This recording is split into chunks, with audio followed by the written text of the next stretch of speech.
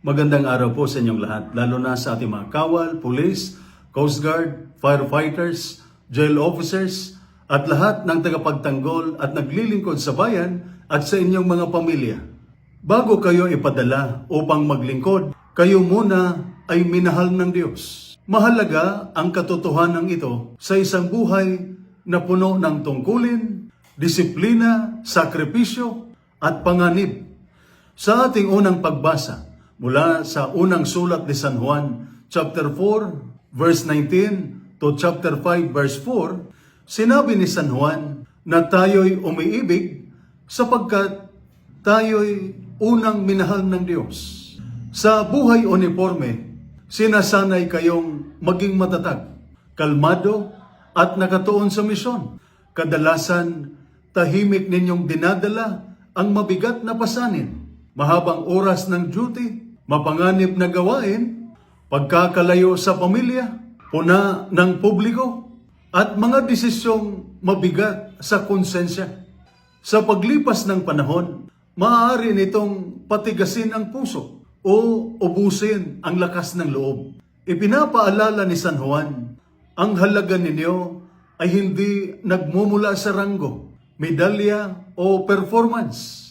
Mabuti kayong naglilingkod dahil una kayong minahal ng Diyos. Kapag sariwa sa alaala ang pag-ibig na ito, ang paglilingkod ay hindi umuubos ng kaluluwa. Ito'y nagbibigay buhay. Ang pag-ibig ng Diyos ang nagbabalik ng pasensya, nagpapalinaw ng isip, at nag-iingat sa puso laban sa kapaitan. Sinabi rin ni San Juan sa unang pagbasa na ang isinilang sa Diyos ay nagtatagumpay laban sa sanlibutan. Para sa mga uniformadong tagapaglingkod, ang pagtatagumpay laban sa sanlibutan ay hindi pananaig sa kapwa, kundi pagwawagi laban sa takot sa gitna ng panganib, galit sa oras ng pang-uudyok, tukso sa katiwalian, panghihina ng loob kapag tila hindi napapansin ang sakripisyo. Ang tagumpay na ito ay nakakamit sa pamamagitan ng pananampalataya. Ang pananampalataya, ang tahimik na sandata ng puso, pinanatili nitong buo ang integridad sa ilalim ng pressure, ginagabayan ang moral na pagpasya sa mahihirap na operasyon, at nagbibigay lakas sa mahabang deployment at matinding misyon. Sa ating ebanghelyo, mula sa ebanghelyo ni San Lucas, chapter 4, verses 18 to 19, ipinahayag ni Jesus ang kanyang misyon. Binasa ni Jesus ang kasulatan at ipinahayag ang kanyang misyon. Maghatid ng pag-asa sa mga dukha, kalayaan sa mga bihag, kagalingan sa mga sugatan, at dangal sa mga inaapi. Pagkatapos ay sinabi niya, natupad ngayon ang kasulatang ito. Tumatagos ang misyong ito sa inyong araw-araw na gawain, pagprotekta sa mga komunidad, pagtugon sa sakuna, pagpapanatili ng kapayapaan at kaayusan, pagbabantay habang ang iba ay nagpapahinga. Ipinakita ni Jesus na ang kapangyarihan ng Diyos ay hindi pananakop, kundi paglilingkod na may malasakit at katarungan.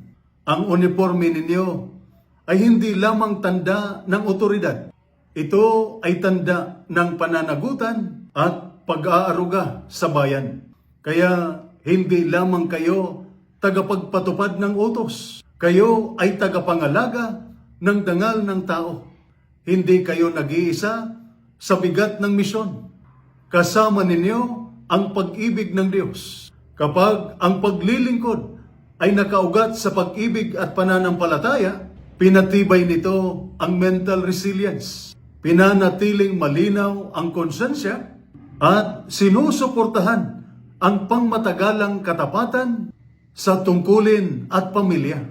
Naway maging matatag, ngunit makatao ang inyong serbisyo. Disiplinado, ngunit mahabagin. Matapang, ngunit laging ginagabayan ng konsensya. Ito po ang salita ng Diyos, ang ating gabay. Manalangin tayo. Panginoong Diyos, tinawag mo kami upang paglingkuran ang aming bayan at kapwa. Patatagin mo ang aming isipan.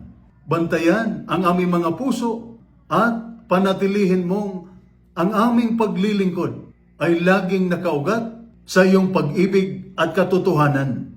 Sa pamamagitan ni Kristo na aming Panginoon. Amen. At sumainyo at sa inyong pamilya ang pagpapala na makapangyarihang Diyos, Ama, Anak at Espiritu Santo. Amen. San Miguel Arcangel, ipagtanggol mo kami. Amen.